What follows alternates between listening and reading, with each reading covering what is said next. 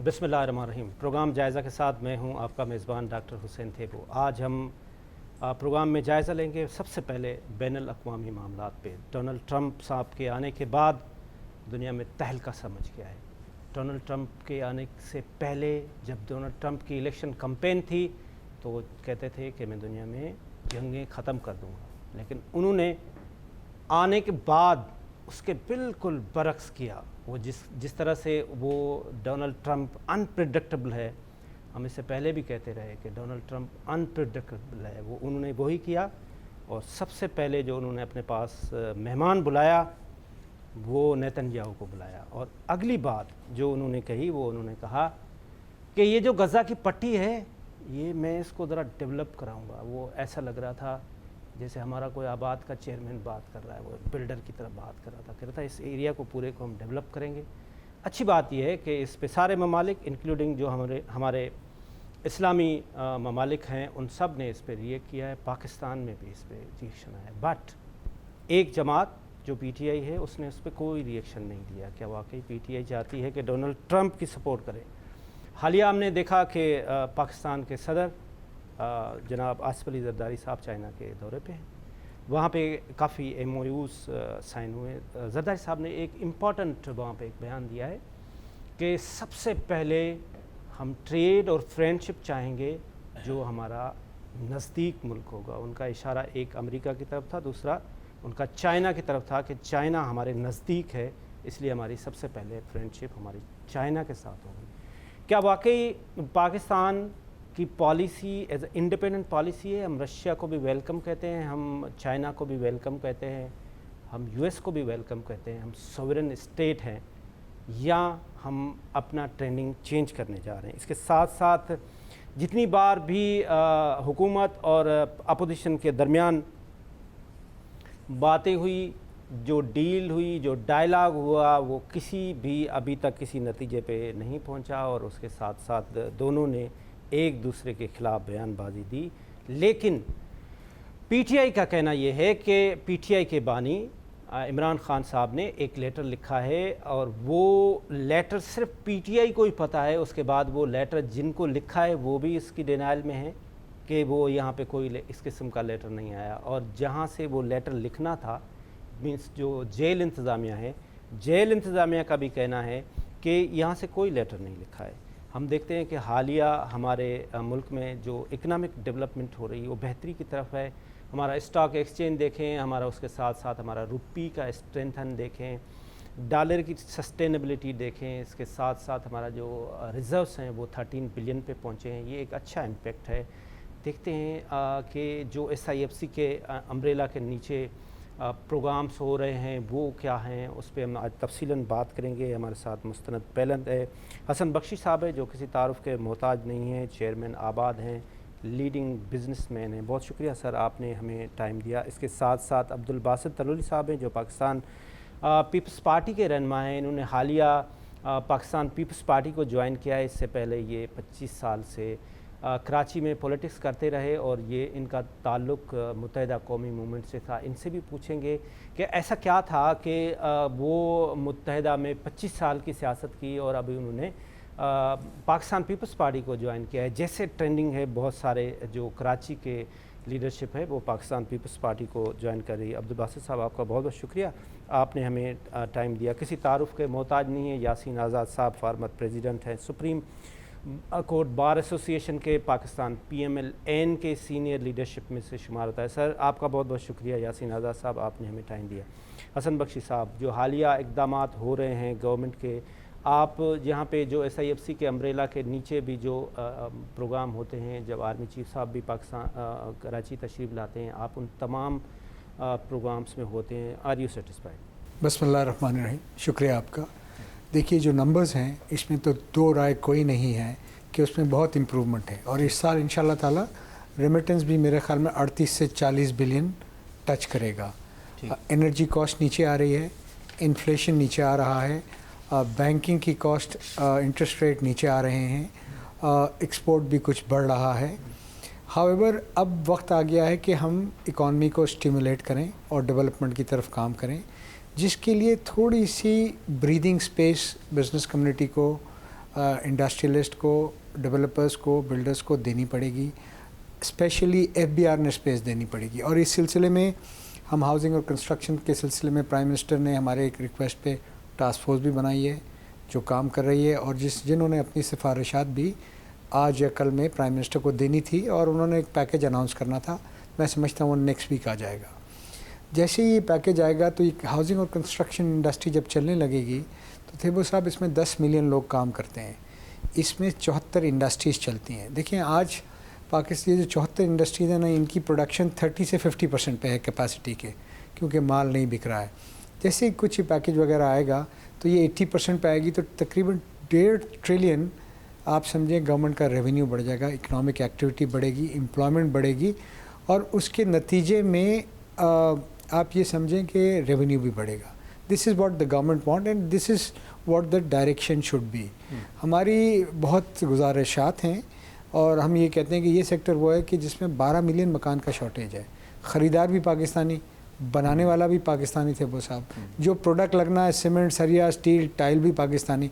In fact expatriate Pakistani पैसा भेजता है और उसकी ख्वाहिश यही होती है कि ये अपने मुल्क में एक छत बना ले।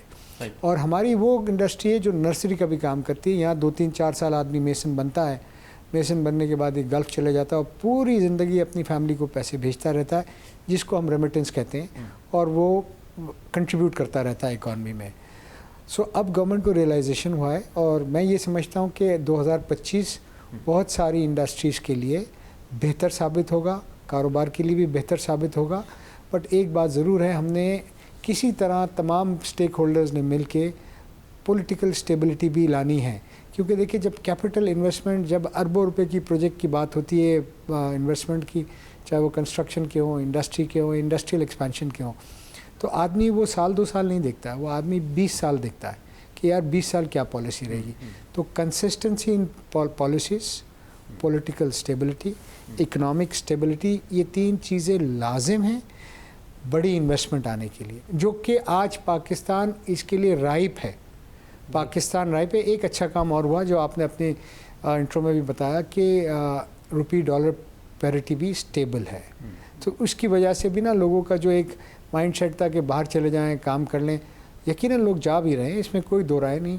बट अगर हमने अपने मुल्क में इन्वायरमेंट क्रिएट कर दिया तो यकीन माने जाने वाले रुकेंगे और जो गए हैं वो भी कुछ आ जाएंगे, क्योंकि यहाँ एक जेन्युइन डिमांड है। मैं आपसे अभी काफ़ी सारे सवाल हैं, FDI हमारे पास आ रही है या नहीं आ रही है।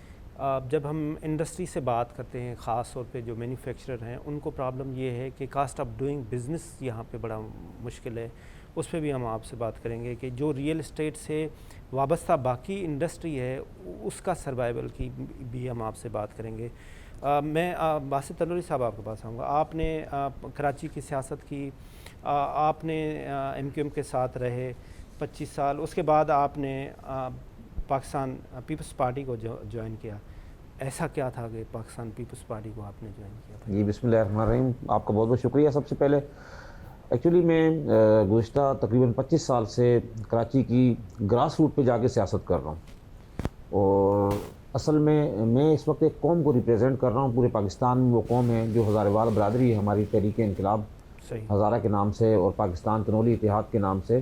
तो मैं अपनी उस बरादरी को ज़्यादा हमेशा फोकस किया मैंने काम के हवाले से। तो चूँकि MQM कराची या सिंध लेवल की एक जमात है, और वफाक में हमेशा से पाकिस्तान पीपल्स पार्टी एक बड़े स्टेक के साथ सामने आती रही है, गवर्नमेंट में भी रही है, और पूरे पाकिस्तान की जमात है। यानी पीपल्स पार्टी इस वक्त पंजाब, KPK, बलूचिस्तान, सिंध में तो माशाल्लाह है ही है। तो हमारे पूरे पाकिस्तान से जिस जमात की नुमाइंदगी है, तो वो हमारे मसाइल ज़्यादा बेहतर तरीके से हल कर सकते हैं बनिस्बत किसी और जमात के, क्योंकि मेरी जो कौम के लोग हैं पूरे पाकिस्तान में रहते हैं। तो हम सिर्फ कराची को फोकस करके अपनी कौम को उस मकाम पर नहीं ला सकते थे जो मकसद और जो मंशूर लेकर हम इस मकसद में चले थे। तो इसलिए मेरा पाकिस्तान पीपल्स पार्टी को ज्वाइन करना, यहाँ आना अपनी कौम की बेहतरी और उनकी फलाह बहबूद के लिए। बिल्कुल ठीक है।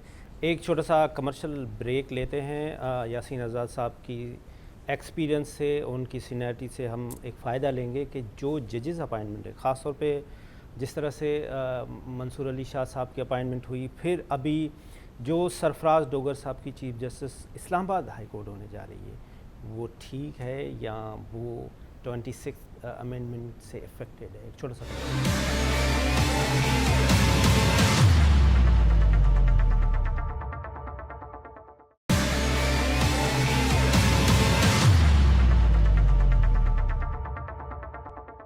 वेलकम बैक नाजरीन। मैं अभी हसन बख्शी साहब आपके पास आता हूँ कि मैं जैसे आपसे पहले भी बात की कि जो कास्ट ऑफ डूइंग बिज़नेस है वो इंडस्ट्री कहती है कि वो हमारे पास एनर्जी इतनी महंगी है, हम 16 सेंट पे काम कर ही नहीं सकते, जब वाइबल ही नहीं है। इंडिया में 6 सेंट है, बांग्लादेश में 9 सेंट है, चाइना से तो कोई कंपैरिजन ही नहीं है ना। तो आया ये जो आपकी इंडस्ट्री है इसकी वाइबिलिटी है कि वो जिस तरह से आपने वो पहले आर्डर बुक किए थे वो अब आप डिलीवर करेंगे, क्योंकि जो बाहर लोग रहने वाले हैं उनकी जो मैक्सिमम एफटीआई है वो तो रियल एस्टेट में ही पाकिस्तान में आती है। देखिए, $40 बिलियन मैंने कहा इस साल इंशाल्लाह रेमिटेंस आएगा, जिसमें से 56% रियल एस्टेट, हाउसिंग और कंस्ट्रक्शन में इन्वेस्ट होता है। ठीक। एनर्जी कॉस्ट से हम बिल्डर्स एंड डेवलपर्स को ज़्यादा फ़र्क इसलिए नहीं पड़ता क्योंकि हमारे लिए एनर्जी की कॉस्ट शायद हमारी टोटल कॉस्ट की 0.25 या 0.5% है। हाउएवर जो हमें बहुत बड़ा नुकसान हुआ इंडस्ट्री के मतलब इंडस्ट्री के तौर पे, वो जो पिछले 4 साल में तकरीबन 100% डिवैल्यूएशन हो गई पाक रुपी। हमारे लोगों ने प्रोजेक्ट पहले अनाउंस किए हुए थे, एक सर्टेन प्राइस पे बेचे हुए थे, और वो 100% डिवैल्यूएशन होने के बाद कॉस्ट ऑफ मटेरियल 100 गुना बढ़ गया। सरिया 1,20,000 से 2,60,000 हो गया, सीमेंट 600 से 1,200 रुपये हो गया, टाइल 1,200 रुपये से 2,200 रुपये हो गया। इसी तरह एलुमिनियम, कॉपर, दीगर वायर्स डबल हो गई। चूँकि माल पहले बेचा हुआ था तो ना हम एस्केलेशन ले पा रहे हैं और ना उस कॉस्ट में पूरा कर पा रहे हैं, जिस वजह से पाकिस्तान में तकरीबन 50-60% प्रोजेक्ट स्टॉल हो गए हैं। अब इसका कोई बैठ के गवर्नमेंट को हमारे साथ बैठ के कोई रास्ता ढूंढना पड़ेगा कि अलॉटीज़ भी अफेक्ट नहीं हो, ये एक बेवजह एक नया लिटिगेशन नहीं शुरू हो जाए। देखें, अलॉटीज़ अपनी जगह सही हैं कि उन्होंने तो एक चीज़ ख़रीदी थी, उनको प्राइस दिया गया था। बिल्डर अपनी जगह सही है, वो ये कहता है कि हमने तो 10% इन्फ्लेशन डाला था, जैसे दुनिया में होता है। अब अगर 100% हो जाएगा तो हम उसको किस तरह बेयर करेंगे। So there has to be a via media, एक थर्ड पार्टी। गवर्नमेंट को ये ओनरशिप लेनी पड़ेगी कि बैठ के इसका कोई रास्ता निकालें ताकि उन लोगों को उनकी चीज़ मिल जाए। बिल्डर के लिए ये मुमकिन हो कि वो प्रोजेक्ट्स बना के डिलीवर कर सके और चीज़ें स्टॉल नहीं हो। सो इसमें जिस तरह कॉन्ट्रैक्टर्स एसोसिएशन ने, पाकिस्तान इंजीनियरिंग काउंसिल ने बैठ के वो रेट रिवाइज़ कराए, सो इस तरह हमें मेरे ख्याल में अब इन प्रोजेक्ट्स में भी करना पड़ेगा, वरना ये मुमकिन ही नहीं है कि जिन्होंने 6,000 रुपये में बेचा है, जिसमें नफ़ा भी शामिल है, ज़मीन के पैसे भी शामिल है, कॉस्ट ऑफ कंस्ट्रक्शन भी शामिल है, तो आज तो 8,000-7,000 रुपये कॉस्ट ऑफ कंस्ट्रक्शन हो गई है। ज़मीन के पैसे अलग हैं, नफ़ा अलग है, तो बैठ के कोई ना कोई रास्ता निकालना पड़ेगा, वरना नुकसान किसी और का नहीं, हमारे अपने पाकिस्तान का होगा। आपकी जो पाकिस्तान के लीडरशिप ख़ास तौर पे वज़ीर आज़म हैं, उनसे भी आपकी फ्रीक्वेंटली मीटिंग्स होती रहती हैं। उसके साथ साथ SIFC की टीम जिसको हमारे आर्मी चीफ सैयद आसिम मुनीर साहब लीड कर रहे हैं, वो उनसे भी आपकी मुलाकात होती रहती हैं। उनका कितना कंसर्न है कि हम इस बिज़नेसमैन को प्रमोट करें, फैसिलिटेट करें, इनकरेज करें कि वो बिज़नेस करें, और वो प्रैक्टिकली भी आपको नज़र आती हैं? देखिए, मेरी जो रीडिंग है वो ये है कि इस वक्त chief of army staff Asim Munir साहब फोकस्ड हैं कि पाकिस्तान में बिज़नेस एक्टिविटी ना सिर्फ चले बल्कि बड़े मल्टीप्लाई हो, और इसके लिए वो फुल थ्रॉटल वो उनकी मशीनरी कोशिश कर रही है। प्राइम मिनिस्टर साहब भी इस पॉइंट पे हैं कि यार ये बिज़नेस एक्टिविटी चलानी है। और सबसे बड़ी बात है, हमारे सिंध में बिलावल भुट्टो जरदारी साहब भी इसी पेज पे हैं कि ये बिज़नेस एक्टिविटी बढ़ानी है, क्योंकि इसके सिवा अब कोई चारा नहीं है। देखिए, जब हर साल एम्प्लॉयमेंट के लिए 40 लाख यंग लड़के लड़की आते हैं, गवर्नमेंट जॉब्स नहीं दे सकती, देगी तो ये प्राइवेट सेक्टर ही देगा। कुछ बच्चे बाहर निकल जाते हैं, कुछ मेजॉरिटी यहीं रहती है, तो लोगों ने इंडस्ट्री लगानी है, लोगों ने सर्विस इंडस्ट्री लगानी है, फ्रीलांसिंग करना है, लोगों ने कंस्ट्रक्शन करनी है।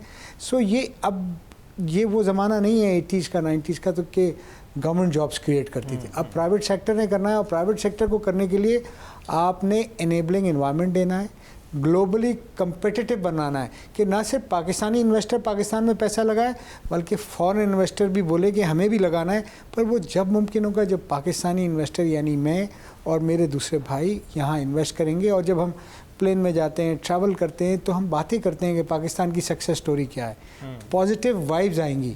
सो मुझे ऐसा लगता है कि अभी SIFC भी, जनरल सरफराज भी फोकस्ड हैं, हमारी इंशाल्लाह ताला जुमेरात को उनसे दोबारा मीटिंग भी है, और आर्मी चीफ साहब भी, और ये सब वो लोग हैं जो एक्सेसिबल भी हैं। सबसे बड़ी अच्छी बात क्या है, पाकिस्तान में इस वक्त ये लोगों ने अपना एक्सेस बिज़नेस कम्युनिटी को दिया है, और उन्होंने कहा है कि अगर आपके कई मामला रुक रहे हैं, चाहे वो आर्मी चीफ हो, SIFC हो, हमारे प्राइम मिनिस्टर साहब हों, ये हों हमारे बिलावल भुट्टो साहब। इनफैक्ट आपको ये सुन के खुशी होगी कि एक बिज़नेस फैसिलिटेशन कमेटी बनाई है सिंध में, जिसमें मुझे मुराद अली शाह ने कहा कि हर 14 दिन बाद हम तमाम बिज़नेस कम्युनिटी को मिलाएंगे, बिठाएंगे, उनकी बात सुनेंगे, इम्पेडिमेंट्स दूर करेंगे, और उसके नीचे सब कमिटीज़ बनाई हैं, उसको मिनिस्टर्स हेड कर रहे हैं। वहाँ मसला दूर नहीं हुआ तो इस कमेटी में लाएंगे, और यहाँ मसला दूर नहीं हुआ तो हम बिलावल साहब के पास ले जाएंगे। बासित तनवाली साहब, आप एक ग्रास रूट के फील्ड वर्कर भी हैं, अपने लोगों से मिलते भी रहते हैं, उनके मसाइल भी छोटे मोटे हल करते रहते हैं। अभी जो ख़ास तौर पे कराची बहुत बड़ा मेगा सिटी है, इसके बड़े मसाइल भी हैं, आपके लोग आम आदमी सेटिस्फाइड है? देखें, आम आदमी बिल्कुल सेटिस्फाई नहीं है इस वक्त। पहले कुछ सिनेरियो चेंज था, दहशतगर्दी के हालात थे, उससे भी बड़ी कराची डिस्टर्ब हुई। हमारा बिजनेसमैन तबका बहुत बड़ी तादाद में पाकिस्तान छोड़कर बाहर गया। और इस वक्त जो पोजीशन ये है कि आप जो पानी पीने का जो बुनियादी हकूक़ है, वो पीने का पानी आपके 80% से 90% कराची के शहरियों को नहीं मिल रहा। और आपको इस वक्त इलेक्ट्रिसिटी बहुत बड़ा फुकदान है। इस सर्दी के सीज़न में 12 से 14 घंटे की लोड शेडिंग की जा रही है, और आपके पास इंफ्रास्ट्रक्चर नहीं है, सड़कें नहीं हैं, गलियां, रोड्स, कहीं पर आपको हालात जो है वो लेकिन मतलब आप तो कह रहे हैं मैं बहुत कोशिश कर रहा हूँ, मैं लगा हुआ हूँ, मैं कर रहा हूँ, तो आप सेटिस्फाइड हैं उनकी काम से? इंशाल्लाह हमें उम्मीद ये है कि अल्लाह रब्बुल इज़्ज़त ने चाहा, अब जो इस टेन्योर में हम देख रहे हैं, इस इलेक्शन के बाद सिंध के हालात और पूरे पाकिस्तान के हालात इंशाल्लाह बेहतरी की जानिब जाएंगे। बिल्कुल ठीक है। यासीन आज़ाद साहब, हम बात कर रहे थे कि जो 26वीं तरमीम के बाद जो नाकदीन हैं उनकी जो वो उस एक्ट के ऊपर जो बात कर रहे हैं, वो सबसे पहले तो जस्टिस मंसूर की अपॉइंटमेंट, उसके बाद जिस तरह से सरफराज डोगर साहब chief justice Islamabad high court होने जा रहे हैं, तो ये भी उसी जूनियर और सीनियरिटी की थोड़ा सा वो सिस्टम हिल नहीं गया आपके हिसाब से, कि मतलब वो लोगों में एक शक व शुबात हो गए कि जी ये मेरा आदमी, ये साड़ा आदमी ही आसान मानू है, ये ऐसा कुछ नहीं? देखें सर, 18 अमेंडमेंट से पहले जो जजेस की अपॉइंटमेंट थी ना, वो एग्जेक्टिव करती थी, उसमें कोई ज़्यादा डिस्प्यूट नहीं था। और वो बरतानिया में भी ऐसे होता है, अमेरिका में भी ऐसा होता है, इंडिया में भी ऐसे होता है। प्रॉब्लम ये हुआ कि 18 अमेंडमेंट के बाद जुडिशल कमीशन का कंसेप्ट आया, और उसमें बार ज़्यादा इन्वॉल्व थी कि जुडिशल कमीशन बनना चाहिए, बन गया। जिस तरह मैंने शुरू में कहा, पार्लिमानी कमेटी बनी, उसके किसी भी फैसले को वेट नहीं दिया गया। बिल्कुल ठीक। अब जो सूरत बनी है कि उसके बाद जो पार्लिमानी कमेटी को एक जजमेंट के ज़रिए सुप्रीम कोर्ट के जजमेंट के तहत बिल्कुल ज़ीरो कर दिया गया था। अब 26वीं अमेंडमेंट में सिला चेंज हो गया। अब ये हो गया कि एग्जेक्टिव और जुडिशरी दोनों मिलकर जजेस की अपॉइंटमेंट करते हैं। प्रॉब्लम सिर्फ ये हो गया कि वोटिंग में एग्जेक्टिव के इख्तियार यानी वोट ज़्यादा हो गए, और जुडिशरी के जो वोट हैं वो कम हो गए। और जुडिशरी में जज साहिबान के दरमियान भी जो इख्तिलाफ राय आपस का, वो ख़त्म होने का नाम नहीं ले रहा। तो अब ये है कि आज अपॉइंटमेंट होगी, चूँकि पार्लिमानी कमेटी ख़त्म करके अब एग्जेक्टिव और जुडिशरी एक साथ आ गए हैं। आज जज अपॉइंट होता है, कल उसका नोटिफिकेशन होता है, परसों जाके वो चार्ज लेता है। पहले हमें 3-4 हफ्ते वेट करना पड़ता, 2 हफ्ते पार्लिमानी कमेटी ले जाती थी, उसके बाद प्रेसिडेंट को फाइल गई, फिर मिनिस्ट्री ऑफ लॉ, उसमें टाइम लगता था। अब देखें, सिस्टम की ख़राबी ये है, जो बात है मंसूर अली शाह साहब, चूँकि जब मंसूर अली शाह साहब चीफ जस्टिस थे लोअर हाई कोर्ट के, मैं कमीशन का था, मेरा उनसे वास्ता, इंतहाई काबिल और ईमानदार जज हैं सर। प्रॉब्लम ये हुआ कि जब आप लोगों ने जब ये देखा सिलसिला जो आपका अपॉइंटमेंट का, तो जो लोअर हाई कोर्ट की बारी आई, ہمیشہ یہ ہوتا تھا کہ سینئر آدمی کو اٹھا کے چیف جسٹس بنایا جاتا تھا. پہلی دفعہ لوور ہائی کورٹ کے لیے 3 کا پینل بنایا گیا جس میں منصور علی شاہ صاحب بحیثیت ممبر کمیشن شامل تھے. رائٹ. ان کو ذہن میں رکھنا یہ چاہیے تھا کہ جب سینئرٹی کا اصل چونکہ الجاٹ ٹرسٹ کے اندر یہ تھا کہ سینئر موسٹ آدمی نہیں بننا ہے. اس ججمنٹ کو تو خود ڈس اوبے کیا کس نے؟ آنریبل سپریم کورٹ نے. اس کے مطابق وہ نہیں چلے. ایون سندھ ہائی کورٹ میں جسٹس منیب اختر صاحب 4تھے نمبر پہ تھے تو جسٹس حاکم نثار صاحب ان کو ڈائریکٹ سپریم کورٹ لے کے گئے 4تھے نمبر والے. سینئرٹی اصل کو پامال کیا گیا نا. اب جب آپ جوڈیشل کمیشن کا ممبر ہیں اور آپ کو اپوائنٹمنٹ کرنی ہے تو جب پینل تو آپ کو سوچنا چاہیے تھا کہ کل یہ باری سپریم کورٹ میں بھی آ سکتی ہے. پینل یہاں بھی بن سکتا ہے. اب جو صورتحال چینج ہو گئی، صورتحال چینج ہونے کے بعد مثلا یحییٰ افریدی صاحب ہیں تو ان کو 6 سال ابھی جج رہنا تھا. چیف جسٹس بن گئے 3 سال کے لیے. اب 3 سال ان کو اپنی سروس کی قربانی دینی ہے، گھر جانا ہے، اور اس کے بعد پھر وہی پینل آئے گا اور وہ جو بھی چیف جسٹس ہے وہ بنے گا. تو ایک طرف تو آپ جو 26ویں امینڈمنٹ کے تحت اس سسٹم کو ججز ہمارے ایکسیپٹ کر رہے ہیں، لمبی چوڑی سیلریاں بھی بڑی ہیں اس کو بھی ایکسیپٹ کر رہے ہیں. سیلری کا معاملہ آتا ہے تو پارلیمنٹ ہو، جج صاحبان ہو، سارے کے سارے یس کہتے ہیں، اس پہ تو کوئی اختلاف نہیں ہوتا. باقی معاملات میں ہمارے اختلافات ہیں. یاسین رضا صاحب، اس میں نا اصل جو میرا کوشچن ہے وہ ابھی آپ کے پاس آئے گا کہ جو عام آدمی ہے اس کو اس ترمیم جتنی بھی آپ بناتے جا رہے ہیں، لیجسلیشن کرتے جا رہے ہیں، تنخواہیں بڑھاتے جا رہے ہیں، آپ ایگزیکٹو کو اتھارٹی دے رہے ہیں، ججز کی پاورز کو کم کر رہے ہیں، عام آدمی کا کیا فائدہ ہوگا؟ ایک چھوٹا سا کمرشل بریک لیتے ہیں اور بریک کے بعد آتے ہیں.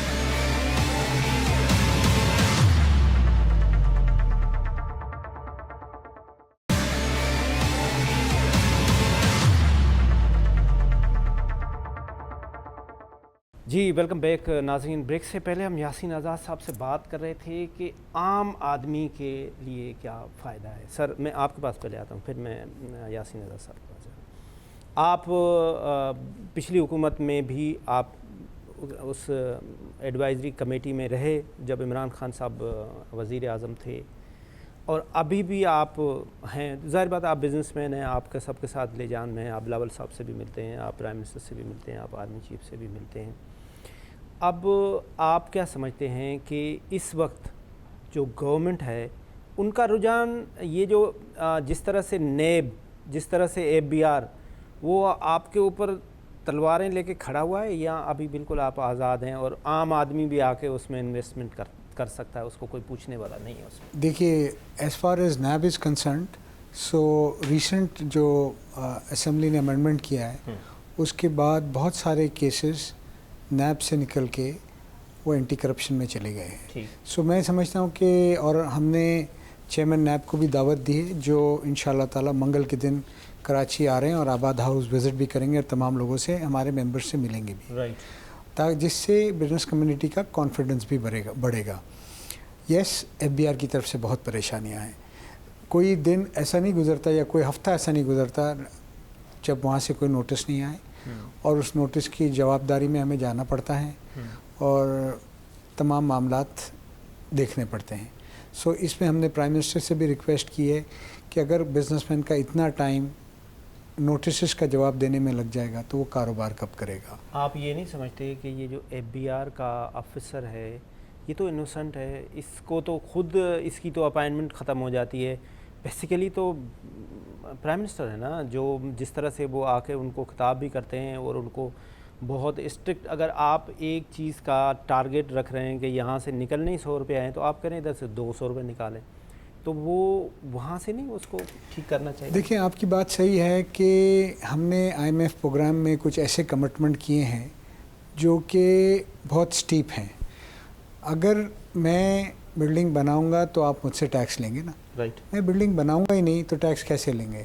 اسی طرح وہ افسر جب بزنس شرنک ہوتا گیا ہے، دیکھیے پچھلے 2-3 سال میں اس میں کوئی ڈاؤٹ نہیں ہے کہ بزنس شرنک ہوتا گیا ہے، اور یہ سارا ڈیٹا FBR کے بعد بھی موجود ہے. بٹ ہاویور ہر سال ٹیکس کا کلیکشن 25% اور 30% بڑھایا جاتا ہے. وہ کیسے میٹ ہوتا ہے یا کیسے قریب آ جاتے ہیں؟ چلے میٹ تو نہیں ہوتا، ابھی بھی 500 بلین کا شارٹیج ہے، کہ انفلیشن ہوتی ہے، امپورٹ پہ ڈیوٹیز کا اماؤنٹ زیادہ ہوتا ہے. تو ہمیں ٹارگیٹس بھی وہ دینے چاہیے جو اچیویبل ہوں, جو ڈویبل ہوں, جو ٹیکس پیئر ہیں اس کا گلا نہیں دبائیں, اس کو اسٹرینگولیٹ نہیں کریں. انفیکٹ آپ کو ٹیکس بیس بڑھانی چاہیے, ریٹ کم کرنا چاہیے. اس وقت جو ایس ایم ای ہے, جو اے او پی ہے پاکستان میں, جو پروپرائٹرشپ کنسرن ہے, اس کی انکم پہ 60% ٹیکس ہے اور 50% ٹیکس ہے. اگر اس کی انکم 56 لاکھ سے اوپر ہے تو 50% ٹیکس ہے, اور 15 کروڑ سے اوپر ہے سالانہ انکم تو اس پہ 60% ٹیکس ہے. دنیا کے مہذب ترین, دنیا کے ڈیولپ ترین ملکوں میں بھی یہ ریٹ آف ٹیکسیشن نہیں ہے. بالکل صحیح کہہ رہے ہیں باسط انور صاحب. ابھی جیسے آپ نے پیپلز پارٹی کو جوائن کیا, آپ کی پہلی ڈیمانڈ کیا ہوگی پاکستان پیپلز پارٹی سے, میئر کراچی سے, کہ لوگوں کی کیا خدمت کریں؟ ایسا کیا وہ ایریا ہے جس میں زیادہ امپرومنٹ عام آدمی کے لیے؟ دیکھیں اس وقت حالات کے حساب سے district Malir, district Kemari, district west, Karachi کا جو مضافاتی علاقہ ہے وہ بہت زیادہ فقدان کا شکار ہے. سڑکیں نہیں ہمارے پاس, پانی کے مسائل ہیں, مسائل کے انبار ہیں کراچی میں.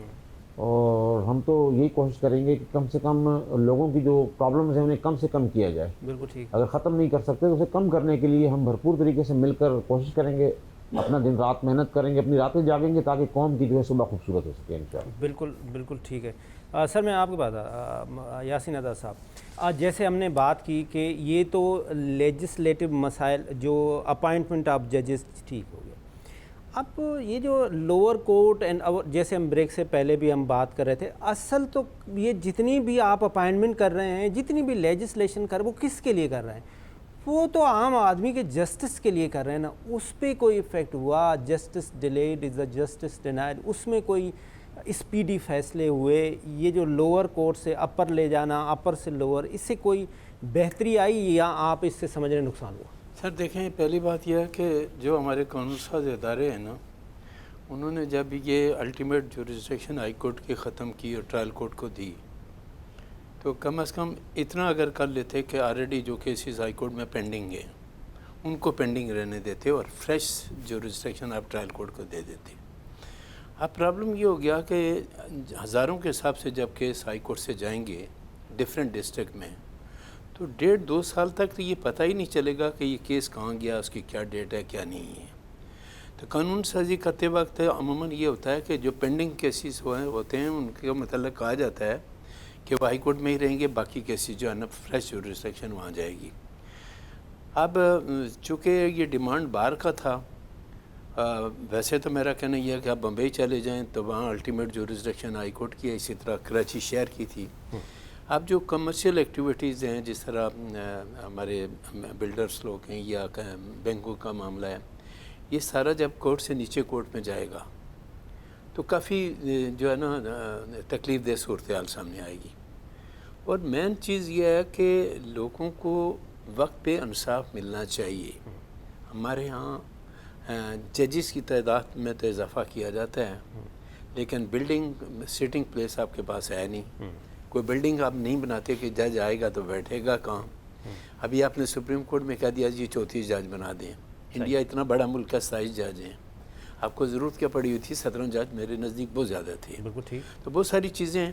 ہاں اگر ججز کی تعداد بڑھانے سے لوگوں کو انصاف مل رہا ہو جلدی تو پھر اچھا سٹیپ ہے, لیکن مجھے اس کی امید نظر نہیں آتی. اچھا, آپ جس طرح سے آپ نے خود بھی فرمایا کہ آپ کے اس فیلڈ میں ڈیکیڈز ہیں, آپ ادھر گزار, جو وکلاء ہمارے حضرات جو پہلے والے ہوتے تھے اور آج کا جو نوجوان وکیل ہے, جس طرح سے آج ہم ایک انسیڈنٹ دیکھ رہے ہیں جو حیدرآباد میں ہو رہا ہے, چھوٹا موٹا کوئی کنفلکٹ ہے جس کے تحت کوئی گاڑی کوئی روکنے پہ یا کراس کرنے پہ, وہ پوری ہماری وکلاء برادری, ہمارے بار کے ممبران, وہ ایک اس کو ہٹانے کے لیے پورے شہر کو بند, یہ is it make a sense? Sir میں اس کے لیے بالکل کلیئر الفاظوں میں کہتا ہوں کہ بار ایسوسیشن کا جو کنسیپٹ تھا یا بار کونسل کا جو کنسیپٹ تھا, وہ یہ ہو گیا کہ چلتے چلتے ایسی صورتحال گئی جو کہ بار کی سیاست جو ہے نا وہ پروفیشنل وکیلوں کے ہاتھ سے نکل کے ان لوگوں کے ہاتھ میں جا رہی ہے جن کو لیڈرشپ کا زیادہ شوق ہے.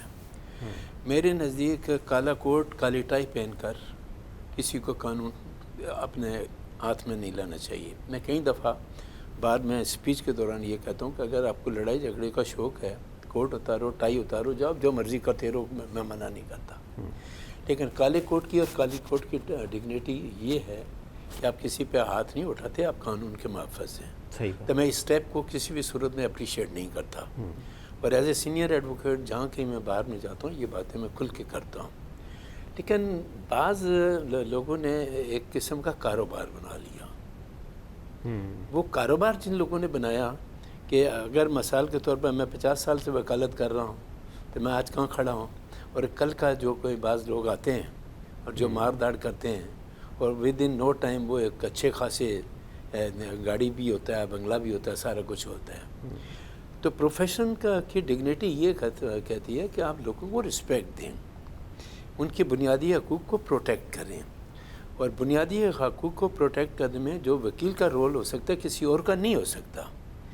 لیکن اگر آپ پروفیشن کو کاروبار بنا لیں گے تو پھر کاروبار کا مطلب یہ ہو گیا کہ آپ ایسا بھائیو کر کرو. Very right. یاسین آزاد صاحب آپ کا بہت بہت شکریہ. عبدالباسط تنولی صاحب آپ کا بہت بہت شکریہ. حسن بخشی صاحب آپ کا بہت بہت شکریہ. اس کے ساتھ آج کا پروگرام ختم ہوا. بات یہ ہے کہ جس طرح سے یاسین آزاد صاحب نے کہا کہ ہمیں اپنا پروفیشن رکھنا چاہیے, پروفیشن کو ہمیں اپنا بزنس نہیں بنانا چاہیے, ہمیں اس میں اس طرح سے نہیں ہونا چاہیے کہ لا لیسنس آپ اسٹیٹ بنا دیں. وہ میں اپنے آپ کو بھی کہتا ہوں, جو ہماری جو جرنلزم ہے, ہماری جو میڈیا برادری ہے, ان کو بھی اپنے روم میں رہ کے کام کرنا چاہیے. ہمارے جو وکلاء حضرات ہیں ان کو بھی اپنے روم میں رہ کے کام کرنا. جس طرح سے حسن بخشی صاحب نے کہا کہ سسٹم اور مافیا, ان کو بھی اپنے روم میں, جب تک یہ ملک میں نظام ٹھیک تبھی ہوگا جب ہم سب کے سب اپنی اپنی اکاؤنٹیبلٹی سب سے پہلے کریں گے. خدا حافظ. پاکستان زندہ.